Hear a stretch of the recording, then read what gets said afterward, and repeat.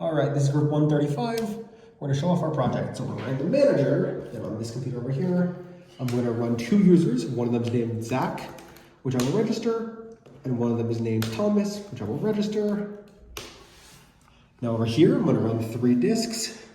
These are going to be 1A. I'll register. I'm going to copy and paste this actually. Oh, there you go.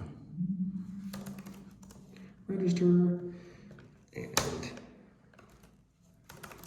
register. And you can see on the manager, we have Zach, Thomas in disk A, 1A, 1B, 1C. Then we'll go to this one right here.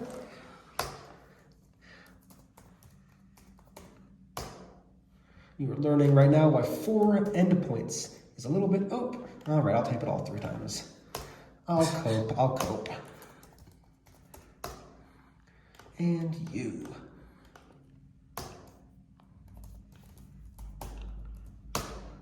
There we go. So we are now ready to start. I'm going to kick it off by typing in configure DSS. I'm going to call it Zach DSS. I'm going to do that on the Zach user.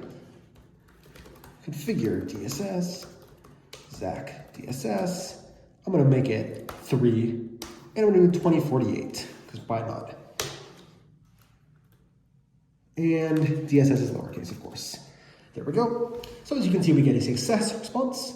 We get told we're going to be using 1A, 2A, and 2B for this, which is very nice because this one right here, I'm going to put this on 1A so that we will be able to see on both ends.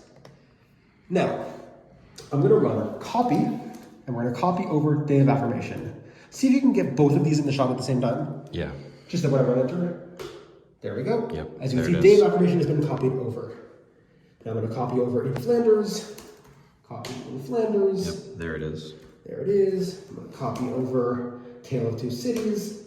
And as you can see, that one is 185 stripes. It gets all 185, as you can see. Parity, data, parity, data, which is the same way you do this. Yep. I'm also going to go over the response really quick, where we get a success, and it tells us you are going to be using these 3. Here's all the details. Our user client says we have the information for the manager. Let's move on. Let's split it into the stripes and the blocks, and then it sends those out. So it actually does 2 different requests, one of which to the manager to get the response, the data, and then one of which to then put it onto the disks. So now that we have all 3 of those, we can run ls, and we can see there are 3 disks, or 3 pieces of data. Day of affirmations, a few bytes. In Flanders, a few bytes. In Tale of Two Cities, which is gargantuan. That's why it was 185. So now, let's go ahead and try to read. So we're going to do read off of Zach DSS, and we're going to read day of affirmation. So copy that in. There we go. It reads it off of the 2 stripes. Now, as you can see, something went wrong while reading, trying again. Now, why is that happening? Well, if we look at the random, we can see that we have a bit error of 10%, which is outrageously bad. Now, obviously, we only run this the first time. So if we go down to the second time we run it, we retry it with no errors. It's just the same code basically twice. This is to simulate what happens if it goes wrong.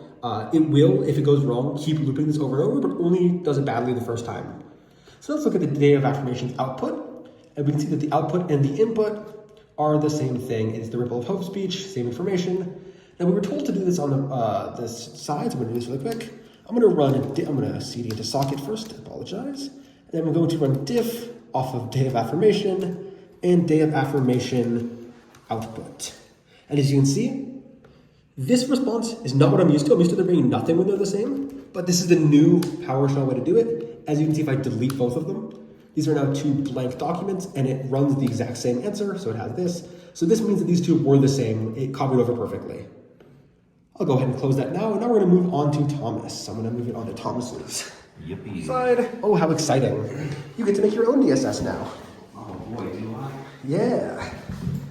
All right. So I'll go ahead and configure a DSS. Yeah, configure, if I can spell correctly. Thomas, 3, and how big is it again?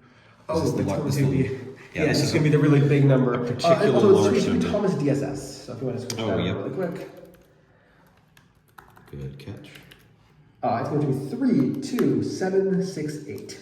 Thank you. And that is just so that when we copy over the Wizard of Oz, it's not doing 8,000 stripes.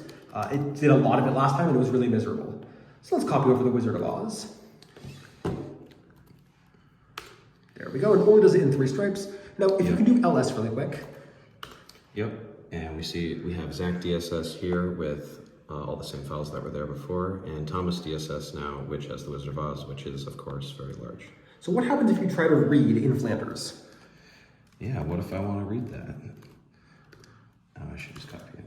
It's Zach DSS first. Oh, good. Yes, thank you. Zach DSS in Flanders, and yep, we see we get a failure response here because I am not Zach, so I'm not allowed to read it. You're not the owner, you're not allowed to read that. Good news. So now let's try doing a disk failure. I'm not gonna be able to predict which disk was gonna fail, obviously. So but we're gonna do it on Thomas DSS so we can recover the Wizard of Oz after this. So which disk is failing? Which one did it say? Disk 1C. Disk 1C. So I'm gonna move over to this and we can see it in real time. I think this It's right here. It's happening on this computer. Oh, it is? Oh, okay. So if we look at this, we're going to see, I'm pretty sure at least, we should see. No, it's this one. Oh, it is this one? Yeah, Shit. right. This is No, disk you're 1C. right. Yeah, no worries. So where's the fail happening? I want to show the failure. You have to go up. I just received a fail command. I'm asked to drop all my data. I've deleted all my data.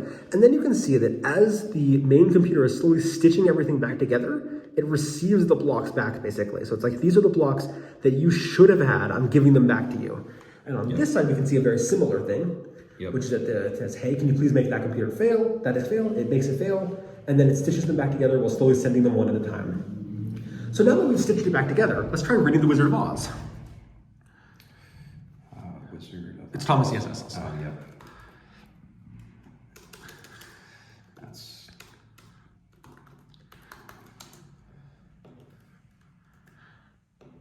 Now we can see that it's going to create a new file underneath it called Wizard of Oz output. So if we open Wizard of Oz output, double clicking on it, and that is the Wizard of Oz. You can scroll through it. There's the whole thing. Incredible. It's really long. Certainly is a lot of wizarding and a lot of Ozing. So we're all happy with that. So I'm gonna have you take this back right now while I just shut everything down. That should be the entire demo. So I'm gonna show off that if we look over here and I try to run register. Yeah. I had to think about how to spell it. I'm gonna copy that really quick just because I know that I'm gonna have to type it a lot of times. We're gonna get a failure response. Dissociative response is that the disk is currently in DSS. We're currently using it to store data, so we can't delete it. So on this side, I'm going to decommission DSS, Thomas DSS. And as you can see, DSS Thomas DSS has been decommissioned. And we're gonna do the same thing for this. And success response. Now if you see on the manager, if you want to show that off. I mean, it's been logging everything pretty diligently, but we have disabled both of those. Meaning that now we go back to here and we run the exact same thing we ran last time, deregister, success, disk has been removed. So we can now exit and there are no problems. So I'm gonna run that on all of these really quick. Exit and deregister. Exit. So this computer is now done. Yep. Do the same thing here.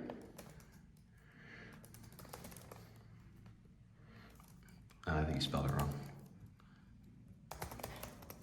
I did. So there we go. We get a success. I'm going to copy it. Deregister, deregister, deregister. Exit. Exit. Oh, you gotta click. There you go.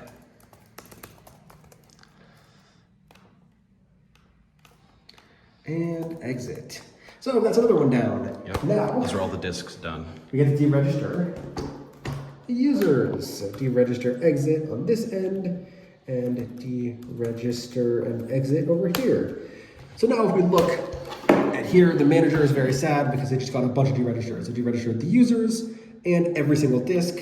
So if we try to exit this, we have to do it the hard way by clicking X. And as you can see, there is a terminate. We will click terminate, and that is the project. And that's cool. All right.